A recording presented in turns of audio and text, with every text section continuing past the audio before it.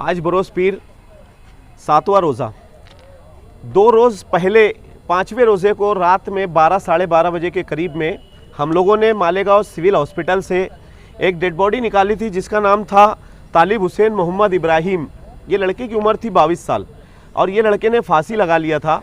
कारण तो हम लोगों को पता नहीं था क्योंकि उसका मोबाइल वगैरह पुलिस में जमा किया गया है शायद, और वजह भी हम लोगों को पता नहीं थी। लेकिन हम लोगों ने उस रोज़ ये बताया था कि हम लोग 2-3 महीने से फांसी की वीडियो मालेगांव शहर में नहीं डाल रहे थे।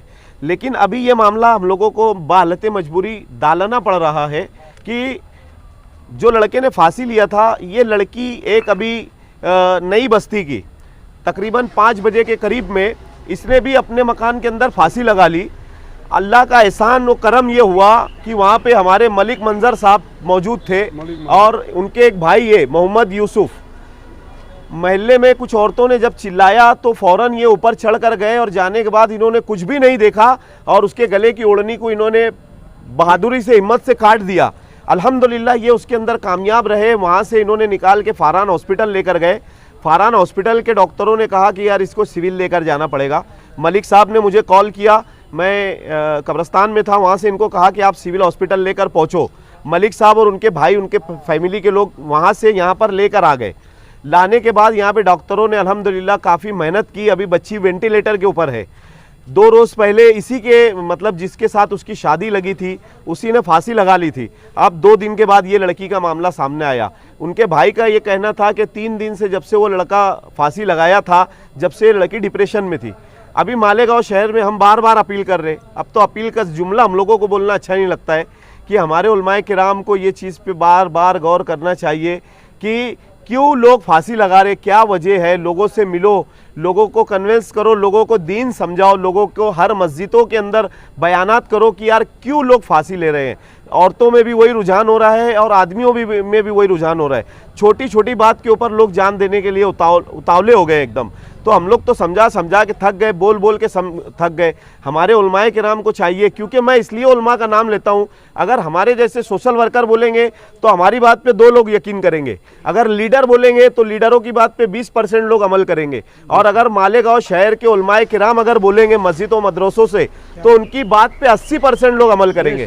तो इसके लिए हमको उलमाए किराम का बार बार बोलना पड़ता है कि उलमाए किराम कोई मुहिम चलाए मालेगांव शहर के अंदर ताकि ये मामलात रुके। नहीं तो हमारी नस्ल खराब हो जाएगी।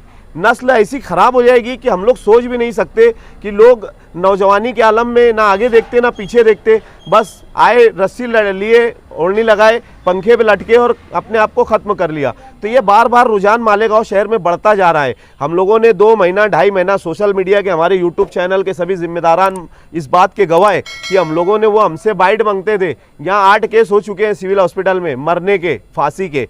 तो वो हमसे बाइट मांगते थे, हम लोग बाइट नहीं देते थे, इनकार कर देते थे। लेकिन बाहालत मजबूरी हमको इसलिए देना पड़ता है क्योंकि हम उलमाए किराम को फ़ोन भी लगाते हैं, उनसे पर्सनल मिलते भी हैं जाके। लेकिन उलमाए किराम क्या पता है कोई इस्लाह माशरा करने के लिए तैयार नहीं है। मालेगांव शहर में इतने जय्यद आलिम दीन है, हर मसलक के अंदर बड़े बड़े उलमाए किराम है, लेकिन कोई सामने आने के लिए तैयार नहीं है और कोई इसके ऊपर बोलने के लिए तैयार नहीं है। और अगर एक 2 आलिम दीन अगर बोलते भी है तो वो बस सोशल मीडिया के ऊपर आके बोलते हैं, लेकिन उनकी बात बस 10-20 हज़ार लोगों तक जाती है और उसकी बात उनके बाद दूसरों के कान पर जू नहीं रेंगती। तो मैं अपील करता हूँ हमारे उलमाए किराम से, हाथ जोड़ के हम लोग गुजारिश करते कि आप लोग एक मतलब इस्लाह माशरा कंटिन्यू जारी रखो ताकि एक मुहिम के तौर पे ये मालेगांव शहर में चलता रहे कि लोगों को इसका कम से कम हराम मौत मरने का वो तो मालूम पड़ जाए। हमारे उलमाए किराम से ये भी गुजारिश करता हूँ कि हमारे उलमाए किराम बार बार, मैं आज हमारे एक हाजी साहब के पास बैठा था, मैं बड़ी इज्जत करता हूँ उनकी, मैं वालिद मानता हूँ उनको, हाजी अब्दुल मजीद बखार वाले साहब। तो उन्होंने बात में कहा कि बेटा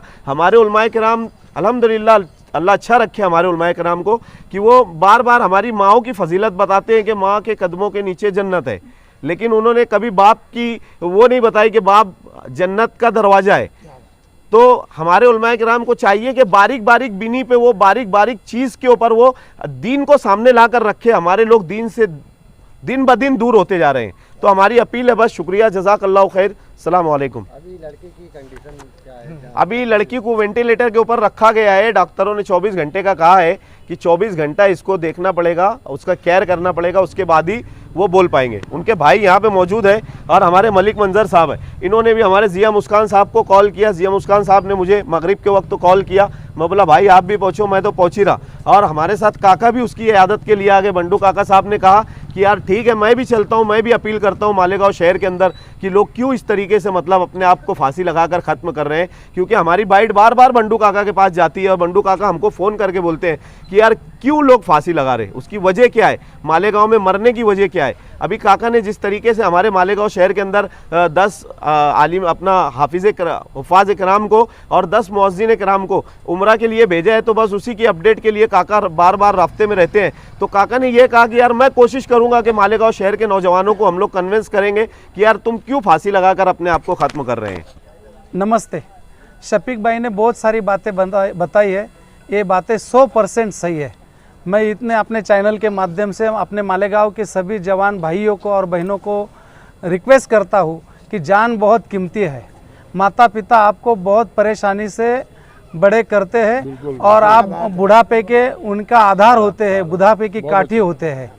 तो इसीलिए हर एक मसले का कोई ना कोई हल होता है। जो भी कोई होगा तो शांति से अपना राग और अपने जो गुस्सा है उस पर काबू रखो और अपने बड़े बुजुर्गों को और दोस्तों के साथ वो शेयर करो। मैं कहता हूँ ऊपर वाले के आशीर्वाद से किसी भी हालत में उसका हल निकल जाएगा, लेकिन अपनी जान वापस नहीं आएंगी। अपनी जान को संभालो और अपने माता पिता ने जो भी अपने ख्वाब देखे बुढ़ापे के, अपने जवानी के, अपने संसार के, उस पर अपन ध्यान दो। यही मैं इस रमज़ान के पाक महीने में आपसे अपील करूंगा और रिक्वेस्ट करूंगा और सभी को 7वें रोज़े के बहुत सारी मुबारकबाद दूंगा।